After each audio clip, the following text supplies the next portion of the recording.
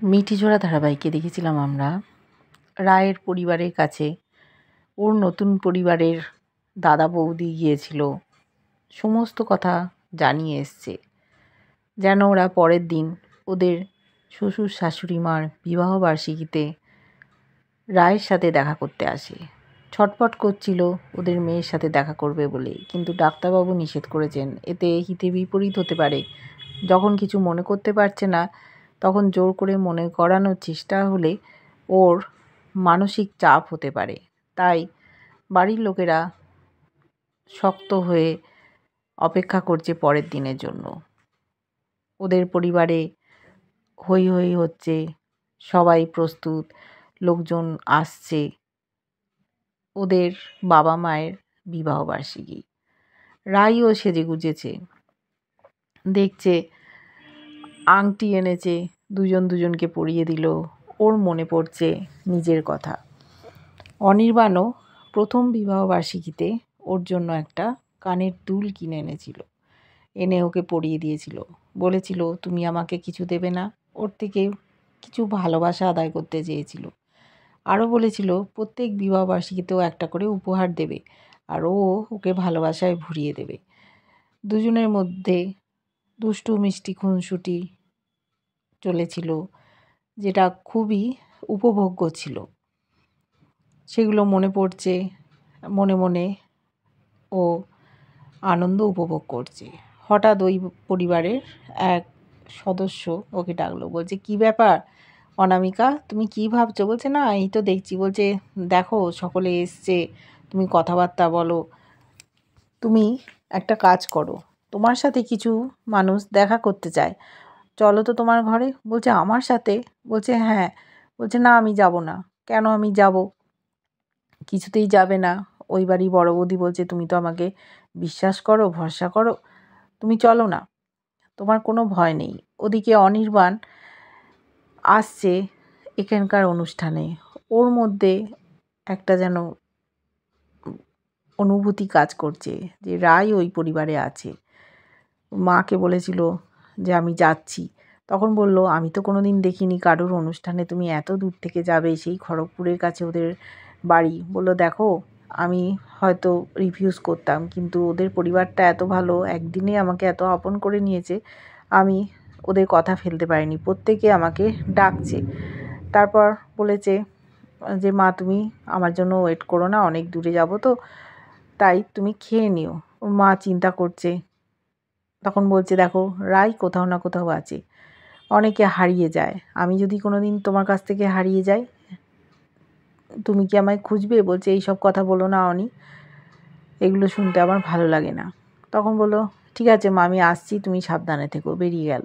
ও গেছে ওখানে শুভর সাথে, পৌঁছে গেছে, সবাই আপ্যায়ন করছে, হাতে ফুলের তোড়া। ওই পরিবারের ছেলেরা বলছে এসো তুমি, এদিক ওদিক তাকাচ্ছে, বলছে তুমি কি কাউকে খুঁজছো? বলছে না না কাউকে খুঁজছি না। ও আসলে খুঁজছে রায়কে, বলতে পারছে না আপনাদের বাড়িতে যে অনামিকা বলে মেয়েটি রান্না করেছিল সে কোথায়, বললে একটা খারাপ দেখায়, আটকে যাচ্ছে বারবার। শুভ বলছে কি ব্যাপার রে, তুই আয়। ওকে নিয়ে গেল, বলল যে কাকু কাকিমার সাথে দেখা করব, ফুলগুলো দিয়েছে। সকলেই খুব আনন্দ উপভোগ করছে। শুভ কপট রাগ দেখাচ্ছে, বলছে আমার বন্ধুকে তোরা বেশি আপ্যায়ন করছিস, আমার দিকে ফিরেও তাকাচ্ছিস না। বলছে এরকম বলিস না, ও তো প্রথম এলো, সেই জন্য ওর দিকে আমরা একটু নজর দিচ্ছি। সকলেই জানে আসল ব্যাপারটা কি, অনির্বাণকে ডেকেছে রায়ের সাথে দেখা করিয়ে দেবে বলে। এদিকে রাই অস্থির হয়ে যাচ্ছে, ও ভাবছে আবার কার সাথে ওর দেখা করাবে, ও কিছুতেই দেখা করতে চাইছে না। বৌদি বলেছে তুমি তো আমাকে ভরসা করো, বিশ্বাস করো, তাই তোমার কোনো ক্ষতি হবে না, এমন কারোর সাথে দেখা করাবো না যাতে তোমার মান সম্মান হানি হয়। ওকে নিয়ে গেছে ঘরের মধ্যে, সেখানে ওর মা, দাদা, বোন অপেক্ষা করছে, বৌমণি আছে। ঘরের মধ্যে ঢুকেও অবাক, এরা এলো কোত্থেকে, এবারও কি করবে? ওদের সাথে কি কথা বলবে, নাকি ভুলে গেছে এরকম ভান করে থাকবে, বুঝতে পারছে না কিছু। অবাক হয়ে সকলে তাকিয়ে আছে, রাইকে দেখছে। স্রোত বলছে দিদি ভাই, কিন্তু ও সাড়া শব্দ করছে না। মা কান্নাকাটি করছে, আমি তোর মা হই, আমায় তুই চিনতে পারছিস না রাই? এটা হতে পারে? দাদাভাই বলছে, রাই তুই চিনতে পারছিস না? দেখ আমি তোর দাদা। বৌমণি বলছে, রাই আমি বৌমণি, দেখো তুমি ঠিক চিনতে পারবে। রাই অপ্রস্তুতে পড়ে গেছে। হঠাৎ করে সামনে ওরা চলে এসছে। এবার ও কী করবে? ও যে ইচ্ছে করে না চেনার ভান করেছিল সবার কাছে প্রকাশ হয়ে যাবে, বুঝতে পারছে না। কথা বলার চেষ্টা করছে, ওদিকে সকলে কান্নাকাটি করছে।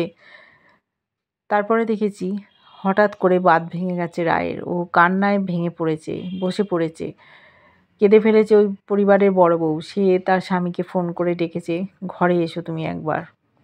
রায় এবার চিনতে পেরেছে। স্রোতকে বলছে, স্রোত বলছে, ওই তো দিদিভাইয়ের সব মনে আছে। মাকে জড়িয়ে ধরেছে। মা তখন বলছে, এই তো আমার মেয়ে ঠিক চিনতে পারছে। দাদাভাই বলছে, আমি জানতাম আমার বোন কিচ্ছু ভুলে যায়নি, ওর সব মনে আছে। সবাই খুব খুশি ওকে পেয়ে। বলছে, বৌমণি তোমার আর কোনো চিন্তা নেই, আমরা এসে গেছি তোমাকে নিয়ে, আমরা বাড়ি ফিরে যাব। এবার ওই পরিবারের বড় ভাই, সে তার ছোট ভাইকে বলেছে অনির্বাণ যেন পালিয়ে না যায়, দেখিস, ওর সাথে দেখা করাতে হবে রায়ের। বলল, তোর বৌদি ডাকছে। তখন বললো, না না তুই চিন্তা করিস না, আমরা ওকে আটকে রাখছি। অনির্বাণও অপ্রস্তুত হয়ে ঘুরে বেড়াচ্ছে, ওকে খাওয়া দাওয়ার বন্দোবস্ত করেছে। ও অন্যমনস্কভাবে ঘুরে বেড়াচ্ছে, কোথাও অনামিকাকে দেখতে পাচ্ছে না। শুভ বলছে, তোর কি হয়েছে? বলছে, না না কিছু হয়নি। বলছে, একেবারে তো অপরিচিত এসছি, একটু অস্বস্তি হচ্ছে, তাও ঠিক আছে। কথাবার্তা বলছে শুভ, ওর মাসি মেশোর সাথে ইয়ার্কি ঠাট্টা চলছে। তারাও অপ্রস্তুতে পড়েছে, এত বছর পর বিবাহবার্ষিক পালন করছে, কেমন যেন অস্বস্তি হচ্ছে, কেন ছেলেমেয়েরা করলো, এই সব নিয়ে কথা বলছে। এদিকে বড় ভাই এসছে, এসে দেখছে রায়ের সব মনে পড়ে গেছে। ওকে চাপ দিতে বারণ করছে, যেন ওর কোনো রকম ক্ষতি না হয়। ডাক্তারবাবু বলেছেন ওরা যে এতটা আদর যত্ন করে ওকে রেখেছিল তার জন্য কৃতজ্ঞ রায়ের পরিবার। বলছে, এরকম কেউ কোনো দিন করতে পারে আমাদের জানা ছিল না। অপরিচিত একজন মানুষকে বাড়িতে আশ্রয় দিয়ে তাকে দেখাশুনো করিয়ে ডাক্তার দেখিয়ে রেখেছে, এটা ভাবাই যায় না আজকালকার দিনে। কেউ তো ফিরেও তাকায় না। সেই রকম জায়গায় এরকম পরিবার, ওরা খুব আপ্লুত, চিরকৃতজ্ঞ হয়ে রয়েছে ওরা। বলল, আপনাদের কথা আমরা জীবনে ভুলতে পারবো না। রাই ও তার পরিবারকে এতদিন পর দেখেছে। অনির্বাণও যে ওখানে এসছে ও জানে না, এখনও অনির্বাণের সাথে দেখা হয়নি, অনির্বাণও ওকে দেখেনি। হঠাৎ করে রাই জিজ্ঞেস করেছে স্রোতকে, হ্যাঁ রে তোর রেজাল্ট কী হলো? তখন বিক্রম বলেছে, স্রোত আমাদের মান রক্ষা করেছে, ও ফার্স্ট ক্লাস সেকেন্ড হয়েছে, 2 নম্বরের জন্য ফার্স্ট হতে পারেনি। তখন ওই বাড়ি বড় বউ বলছে, তুমি এত গুণী মেয়ে, ডাক্তার হয়ে গেছে ওদের ছোটো বোন। বললো, এই যে 2 নম্বরটা কম পেয়েছি দিদিভাই, এটা তোর জন্য, তুই হারিয়ে গেছিলি তাই জন্য, এটা দায়ভার তোকেই নিতে হবে। ও এমডি করতে চায়, বাইরে যেতে চায়। সকলে কেমন আছে সব কুশল নিল। চরকি কোথায়? কেউই ভালো ছিল না, চরকিও ভালো নেই, সে আসেনি। জিজ্ঞেস করেছে, নীলু কোথায়? নীলুর কথা শুনে চমকে গেছে ওরা। এইবার যদি ও নীলুর কথা বলে দেয় যে কোয়েল আর নীলু মিলে ওকে মেরে ফেলার চেষ্টা করেছিল, তখন কি হবে? নীলু তো ওদের সাথেই এসছে, হয়তো বাইরে আছে, অপেক্ষা করছে, ভয় ভয়ই আছে। দিদিভাই যদি সব মনে পড়ে যায় তখন কি হবে? ও কতটা কি জানে সেটা তো ওরা জানে না। যে অর্ডারটা দিয়েছিল ওরা, যে সই করবে দলিলে, তারপর যেন ওকে মেরে ফেলে দেয়, না হলে সব কথা তো জানাজানি হয়ে যাবে যে এই ঘটনার পেছনে কারা আছে। এবার রায় কী করবে? বরাবর নীলুকেও আগলে রেখেছে, বাঁচিয়েছে, বিপদ থেকে উদ্ধার করেছে, নিজের সবটুকু দিয়ে বোনকে রক্ষা করার চেষ্টা করেছে। কিন্তু এবার এবার কি ওকে বাঁচানোর চেষ্টা করবে নাকি পুলিশে ধরিয়ে দেবে? নীলুর অবস্থা খুব খারাপ, ভয়ে অস্থির হয়ে আছে। দিদিভাইয়ের সামনে দাঁড়াতে পারবে চোখ মেলে? যে নিজের মায়ের পেটের বোনকে মেরে ফেলার মতো কাজ করেছিল, আবারও ওকে মারতে পারে। যদি একবার সুযোগ পায় ও দিদিভাইয়ের ক্ষতি করার চেষ্টা করবে। এইভাবে ধারাবাহিকটা এগিয়ে যাচ্ছে। কেমন লাগছে অবশ্যই জানিও। লাইক কমেন্ট করো, সাবস্ক্রাইব করো চ্যানেলটা। ফেসবুক পেজ থেকে দেখলে ফলো করো, সাথে থেকো।